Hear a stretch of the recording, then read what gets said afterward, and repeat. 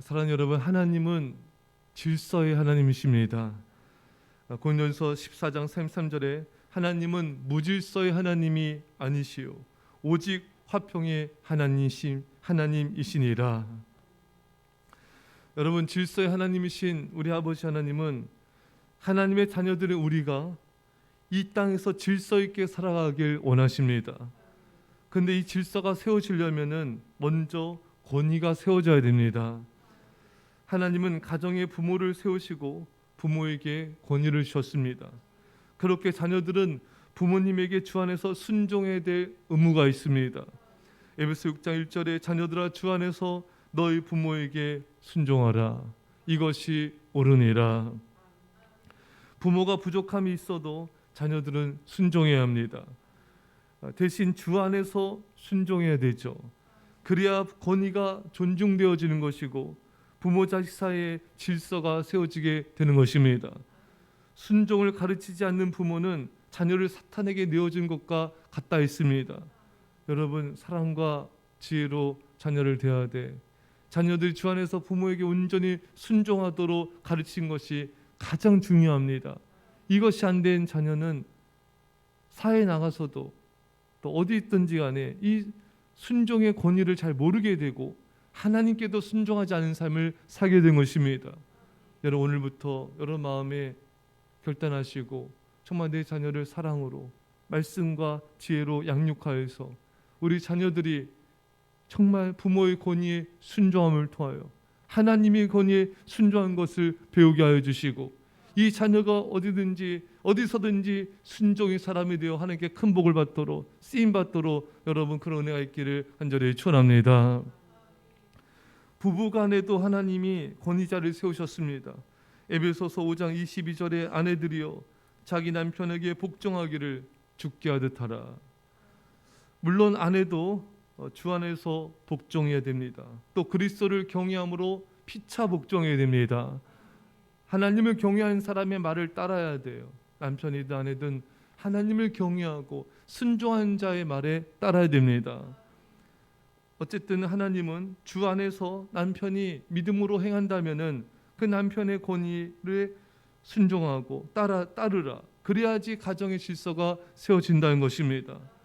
그리고 자녀들이 그 모습을 보고 어머니가 아버지를 존중하고 순종하는 모습을 보면서 그 아버지를 존중하게 되는 거예요. 만약 아내가 남편을 무시하고 함부로 대하면은 자녀들은 그 아버지의 권위를 존중하지 않습니다. 먼저 아내가 남편을 존중하고 정말 그 말을 정말 따르고 신뢰하고 높여줄 때 자녀들도 그 높이는 걸 배우는 거죠. 남편도 마찬가지입니다. 아내를 존중하고 아내를 높여주고 그런 모습을 보여줄 때 자녀들이 그 모습 보면서 이렇게 높이고 이렇게 어머니를 내가 존중해야 되는 것이구나, 이것을 배우게 된 것입니다. 로마서 13장 1절에 각 사람은 위에 있는 권세들에게 복종하라.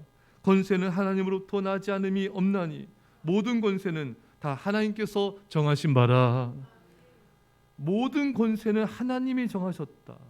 가정에서의 권위자든 또 직장에서의 상사든 또 정부 지도자들이든 그 모든 것은 하나님이 세우신 권세자들인 것입니다. 그래서 하나님의 뜻 안에서 복종해야 됩니다. 그래야 권위가 세워지고 질서가 세워지게 되는 것입니다. 여러분, 만약에 이 하나님이 세우신 권위자에 복종하지면 어떻게 될까요? 로마서 13장 2절에 권세를 거스리는 자는 하나님의 명을 거스림이니 거스리는 자들은 심판을 자취하리라. 그래서 이 하나님 세우신 권위자에 대해서 순종하지 않으면은 심판을 받게 될 것이다. 왜 이렇게 하나님이 심판하실까요? 이렇게 권위자에 순종하지 않으면은 가정이든 공동체든 교회든 국가든 질서가 깨어져 버리게 됩니다. 그 엉망진창이 되는 거예요. 무정부 상태가 되는 것입니다.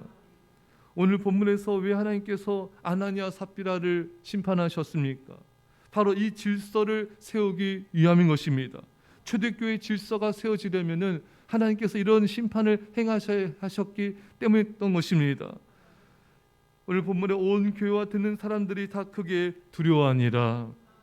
온 교회와 마을 사람들이 이 심판을 보면서 두려워했어요. 아나니아 삽비라가 땅값 일부를 감춰서 죽었대. 우리 온전히 우리 헌금합시다. 아나니아 삽비라가 베드로에게 거짓말해서 죽었대. 우리는 거짓말하지 맙시다.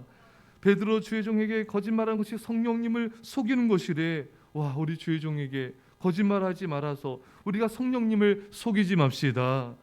우리 사도들에게 주의 종에게 순종합시다. 이런 두려움을 갖게 된 거예요. 그래서 하나님이 이 일을 통해서 사도들의 권위를 세워주셨습니다. 백성들의 사도들의 말을 권위를 존중하게 만드셨습니다. 하나님은 교회의 질서를 위해 백성들로 하여금 주의 종의 권위를 존중하게 만드신 것입니다. 여러분, 이스라엘 백성들이 열 정탐꾼들이 이 부정적인 보고를 했어요. 엉망불평했습니다.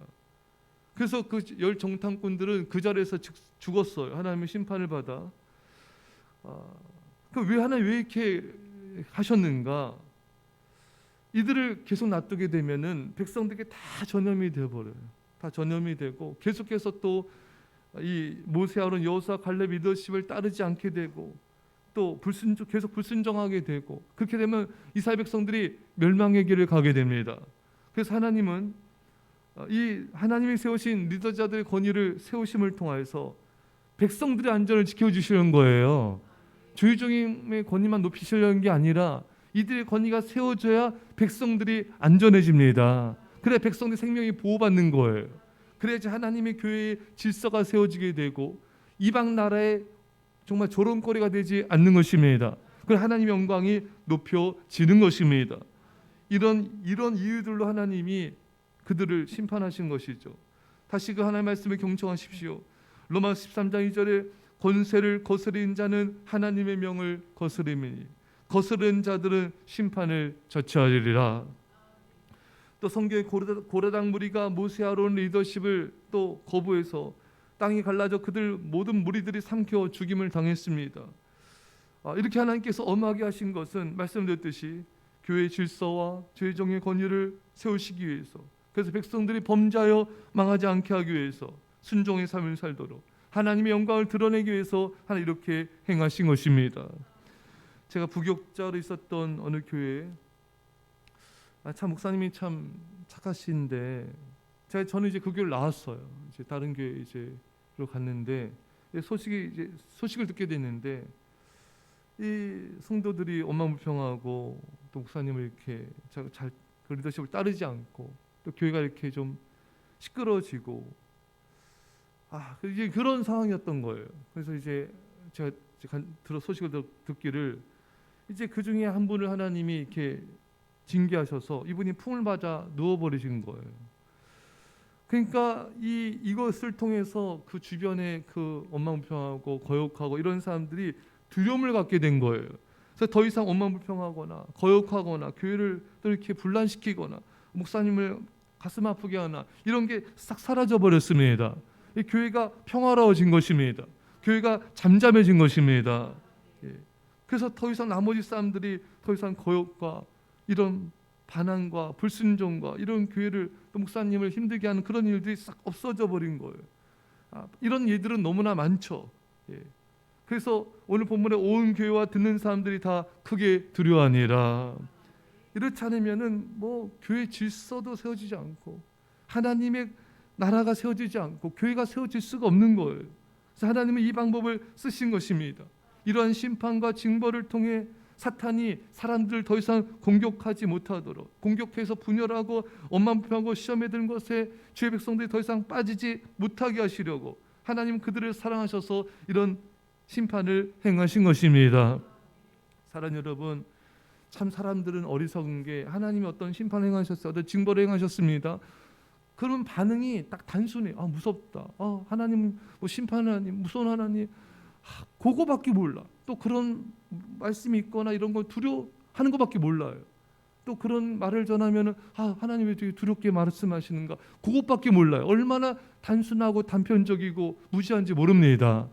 말씀드렸듯이 이 하나님의 심판과 징벌 속에는 이런 여러 가지 하나님의 메시지가 있고 사랑이 있고 공의가 있고 교회의 질서를 세우시고 주의적인 권위를 세우시고 백성들을 보호하시고 이방 나라 백성들에게 조롱거리가 되지 않게 하려는 하나님의 여러 가지 메시지와 사랑이 그 안에 담겨져 있는 것입니다. 그런데 대부분의 성도들은 그런 걸 잘 몰라요. 그냥 무섭고 힘들고 그런 말 듣기도 싫고 보기도 싫고 얼마나 이렇게 무지하고 어리석은지 모릅니다.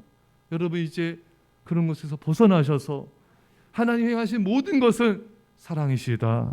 하나님께서 행하신 모든 것은 우리 유익을 위한 것이다. 하나님 행하신 모든 것은 주의 영광을 위한 것이다.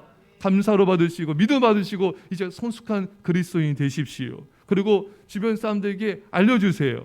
깨우쳐 주십시오. 엄만 불평하고 거역하고 불순종하고 반항하고 세상 길을 가고 교회를 시끄럽게 하는 그런 사람에게 두려움을 가질 수 있도록 설명해 주셔야 돼요. 자녀들에게도 알려주셔야 돼요. 제가 잠깐 말씀드렸듯이 이렇게 부모로부터 교육받은 자녀들은 하나님을 경외할 줄 알아요.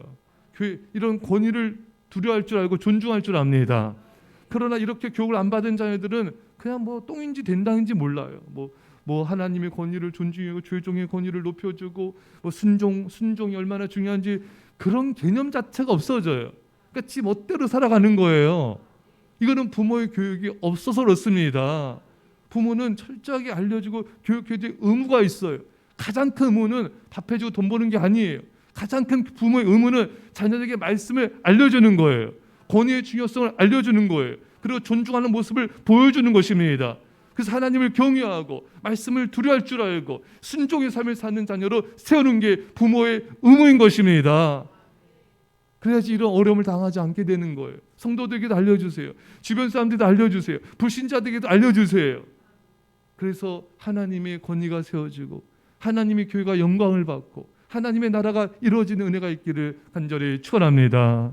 기도하겠습니다. 사랑의 아버지 하나님, 우리가 하나님의 말씀을 하나님 말씀대로 바르게 알게 하여 주시고 또 그 권위에 하나님 세우신 권위자들을 우리가 존중하게 하여 주시고 그래서 하나님의 교회 질서를 세워나가게 하여 주시고 이방 사람들에게 조롱거리가 되지 않게 하여 주시고 주의 영광이 나타난 도구로 사용하여 주옵소서. 감사드리며 예수님의 이름으로 기도합나이다. 아멘.